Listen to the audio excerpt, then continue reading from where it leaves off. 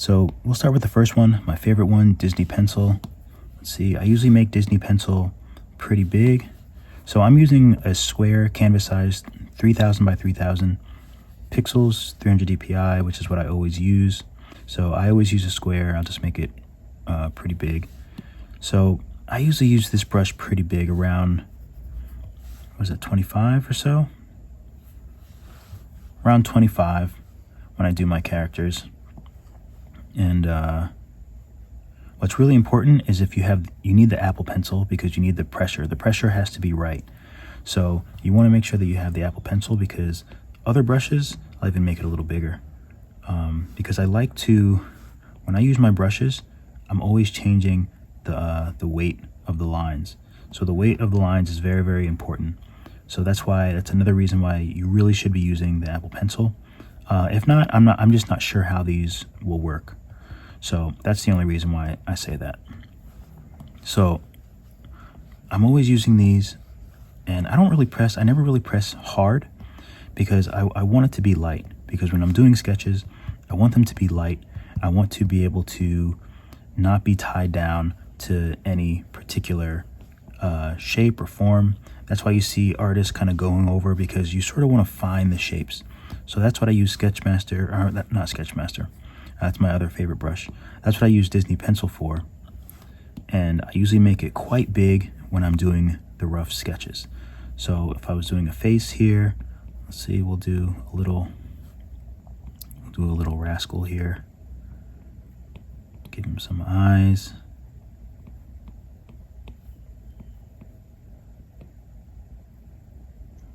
And see, I just keep it nice and big.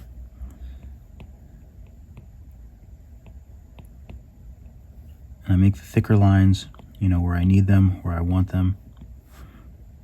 I always make the nose lower than it needs to be.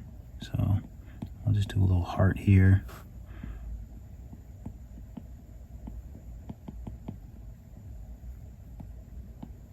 Really thick. Really, really, really thick. Can't stress that enough. And this is, I kind of have to find what I'm wanting to draw. I have to find it.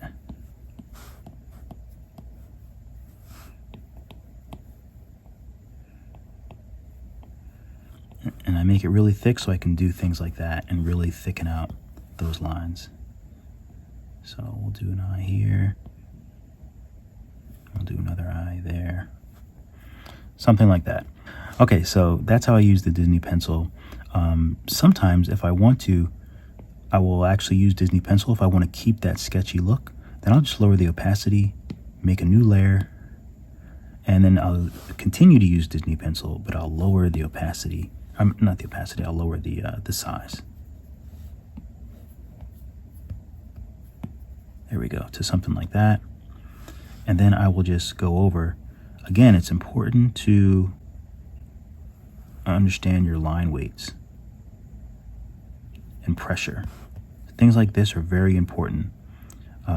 Your pressure is very, very, very important. So it's just like a fun thing to practice, increasing the pressure.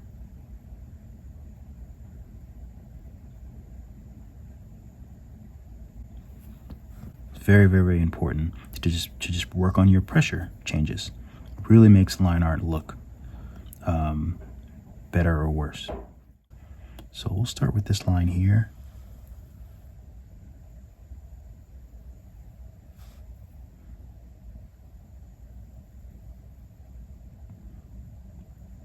And then I'll make the thick lines as they are,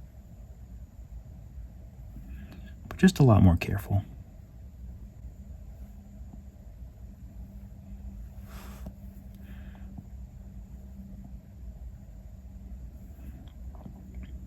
Little heart-shaped nose.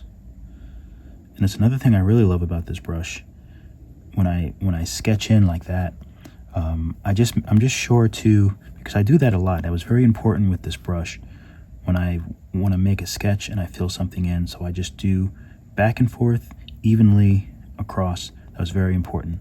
When we'll get to that, I also do it with another brush, But when I'm just sketching, I do it that way.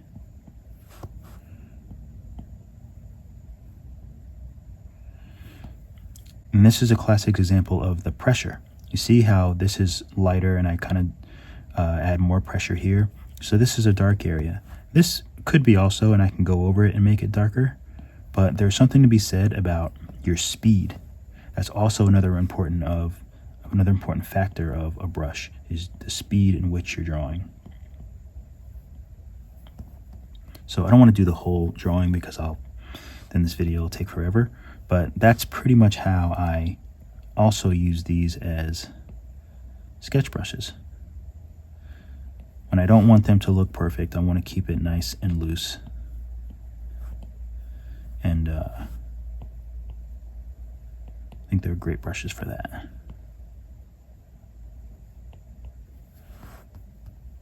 I guess I'll just do the other eye since we're here. So that's how I use the Disney pencil brush, which is one of my favorite brushes. I just love the textures in there. So Disney brush is a thick brush. So I always keep it fairly thick. It's very textured. It's similar to like a pastel, but the way that I have it is so I can fill in things. So let's say if I want to fill in this eye socket, I can just fill the whole thing in and it'll fill in on that certain opacity. It's not too dark, which is very important. I didn't want it to be too dark, but I also wanted to be able to just go over it and darken it up if I need to. You can also use it for if you want to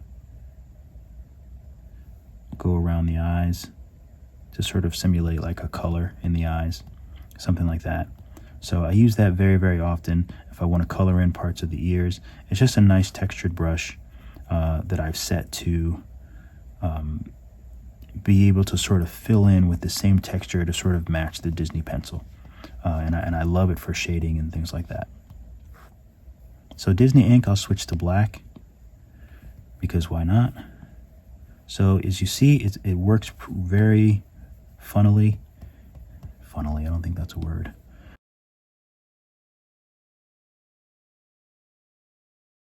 Your line weight is really important, the line size. Like I can make my brush, let's see. Right now it's at 18, which is pretty thick, but I'm going to start out really, really light.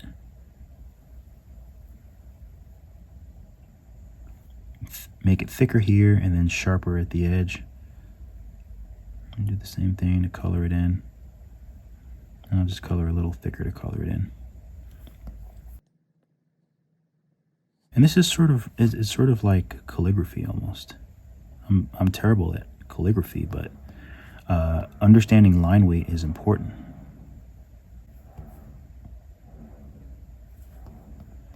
And that's one of the things that I really like about this brush is that I really wanted it to respond to the pressure and kind of have this natural curve in it. And that curve gives you a nice thickness as well. I want this to be real thick.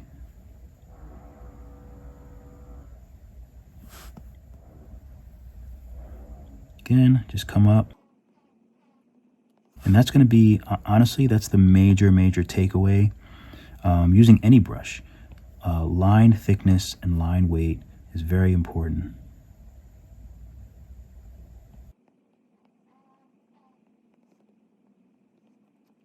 So just remember, start out really light. So that's pretty much how I use this brush. And yeah, again, I can't stress enough the importance of your line weight. That's going to make or break your line work. I guarantee it. If you have good line work, then it will really help. The brushes can only take you so far, but in doing this, then hopefully you can really pick up how I'm using the lines and how the lines get thinner and thicker. Chubby up his cheeks a little bit. And I'll just do this really quickly. This brush is, sometimes when I get stuck on certain things, like let's say I'm doing hands, this is a nice thick brush, doesn't get very dark, and I only really use it to sketch. So I'll go really big. So if I'm having trouble with a hand, you know. So like, let's say I want the hand to be kind of foreshortened, something like this, you know, the arm is here. Then I just use this to really not allow myself to get too crazy with the details, you know, because it's really, really difficult. So you can see here, that's terrible. So I don't want to be thinking too much about it, you know, and I just sort of work and I sort of get closer and closer, and I'll just keep sketching and keep going until I get something right. And then eventually you'll get there. But what's important to me is not to worry about the details at this point, because then I'll get, it just makes it more difficult. So really, really loose, and then I do the same thing, and then I might go over with Disney pencil. If I think I have something, then I'll go back. I'll go to my Disney pencil, and I'll just sort of follow those really thick lines, you know, and I'll start to use the thick lines that I've made to sort of figure out what needs to happen.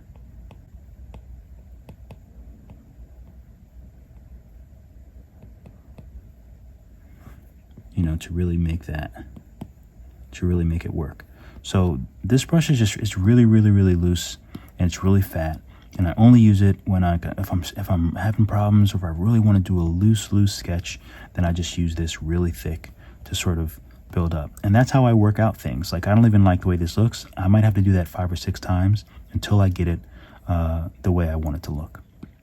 All right, so Disney Airbrush. It's just your basic airbrush. I'm not reinventing the wheel here. And the G brush is just thick. You know, you can do words as well. It's got just enough streamline and stability that you can do words, but I mostly just use it when I want to work on big portions or erase big portions. Then I use the G brush. So the airbrush, I would take kind of a warm color. I would go down, not too saturated. Use the airbrush. Maybe lower the opacity a little bit.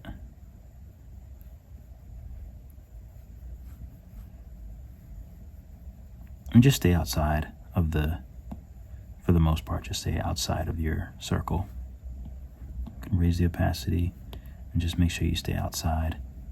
And just use the edges. You always want to use the edges of your airbrush. But I use airbrush all the time, so if I want to stay in this list, then I added a lot of the brushes, so I don't have to go to another list. I can just use this one. If you ever get too crazy with your shading, then you can just go back to white, and you can just shade in the middle, and it'll lighten everything up. You don't want to see the gradation of your shading. We talked about G brush. That's just your basic really thick brush that goes really, really thick, because sometimes you just need that.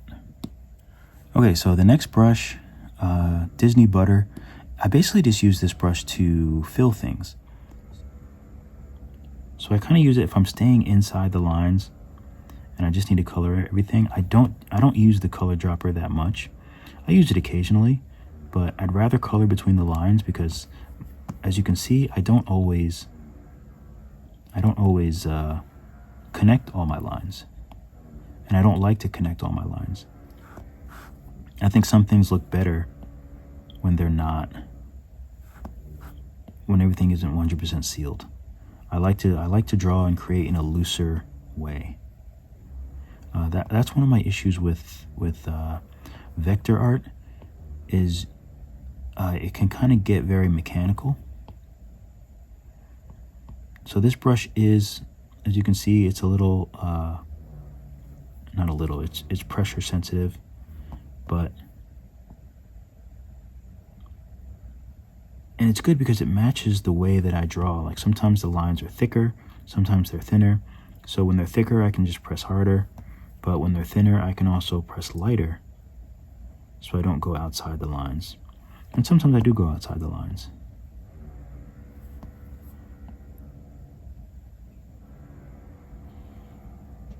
But when I am coloring a character, then I like to make this part very clear and not go inside or outside the lines, especially places like this where the eyes are. So I essentially just use this one if I'm just like coloring something in like this. I'll use the color drop now, but I don't do it if I want to just color this and just like make the lines and then color drop it. I make all the outlines, that way I know that there's not going to be any space here. There could still be spaces like this and that, and I check for it, but I don't like it. If you just color drop, then the color won't go like behind this. So if I ever get rid of the lines, if I was to get rid of these lines, all this black area would be open. It would not be filled in, and I don't like that. So that's why I make my own outline on a new layer, and then I fill that outline. Disney outliner. So if I'm going to outline this guy, there's plenty of ways and tricks to do it. I like to just do it the old-fashioned way and just kind of draw the outlines. So if I was doing this on like a gray background, so let's say my background is gray, or I'm doing something, but I want to really make this stand out, then I just use my outliner. So this brush is obviously really big. You can see that it moves very funny. See, for this very long stroke, then you want to keep it. There we go, that's better. And I actually don't mind if my outlines aren't perfect, because I like the hand-drawn feel. And obviously I'm drawing behind my main layer. But as you see, I don't try to do the whole outline at once. I use all these curves. So I use all these curves, and see I'm using my arm. And I always start further back, because you can see it starts smaller. So the fact that it starts smaller, if I start all the way back, then the thickness comes in where I need it. So if I start all the way here, the line's already thick.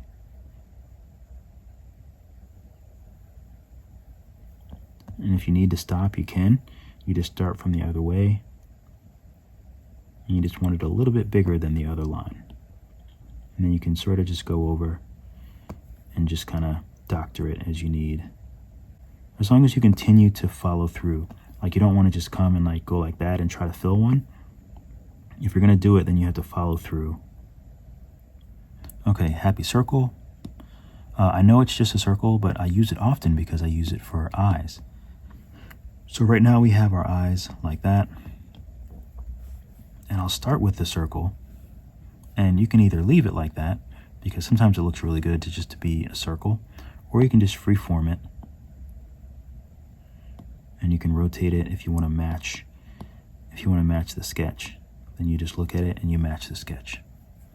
And another easy trick, so that to make sure that your eyes are the same, you can just duplicate that layer. And then you just bring this over, and then you have nice matching eyes. And notice, this tip of the eye is touching this black line, this tip of the eye is touching this black line. You don't want them to be, like if I was to make this like this, then it's not going to look right,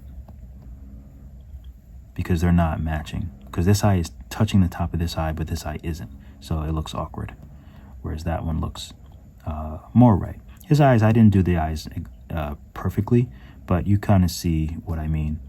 And then we have the old favorites, Sketchmaster 1 and 2. So Sketchmaster 1 is just similar to Disney Pencil. I really like Sketchmaster 1. I've done a lot of work using Sketchmaster 1, and it's just your basic sketch brush, but very similar to the other to Disney brush, or Disney pencil. And that's kind of what I based Disney pencil on, is because I like this, but I was just missing, I wanted a little bit of texture. So very similar to Disney pencil, but it just has less of a texture and is more of like a more solid brush. But obviously the opacity is very, very important. And I do the same thing that I do with Disney pencil. I can lower this and then just kind of make this a little smaller, and then I can just use it as a cleaner sketch brush.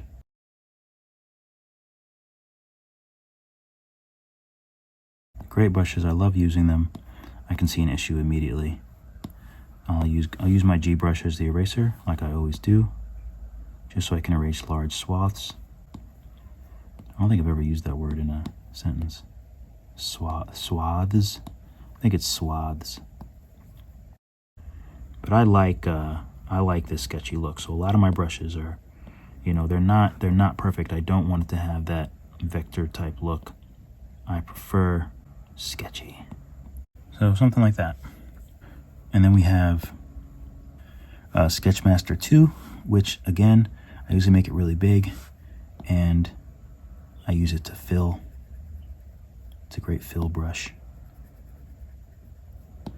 And this I like to keep it really, really sketchy. And this I'll press lightly for one pass.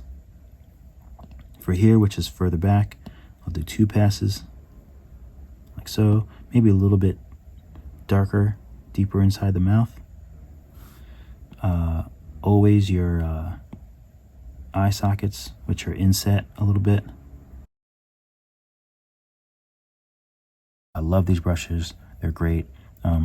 After a while, after using them, I just wanted something different. I wanted some more textures. You know, you have to be okay with sort of reinventing yourself and sort of changing and just evolving. It's just a natural part of the process. So there we go. So now that's pretty much a sample of how I use these brushes and why I love these brushes. Hopefully that makes sense. If you have any issues or any questions, let me know. I can do some more quick demos. You can join my Facebook group also, Procreate Tutorials and Guidance. And if you have any specific issues, you can post them there. You can post videos and I will answer you. That's my group, so I will answer you. I'll make sure that you are good to go. Especially that person that voted my brushes 1 star on Gumroad. I appreciate it. But for everyone else who does appreciate the brushes and does like them, then I really appreciate you guys, and I appreciate you watching the page.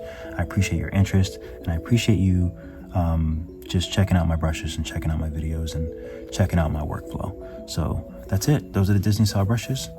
Keep drawing, keep sculpting. I will catch you all in the next video. If you want to use the same brushes I'm using in Procreate, be sure to check out drugfreedave.com/brushes.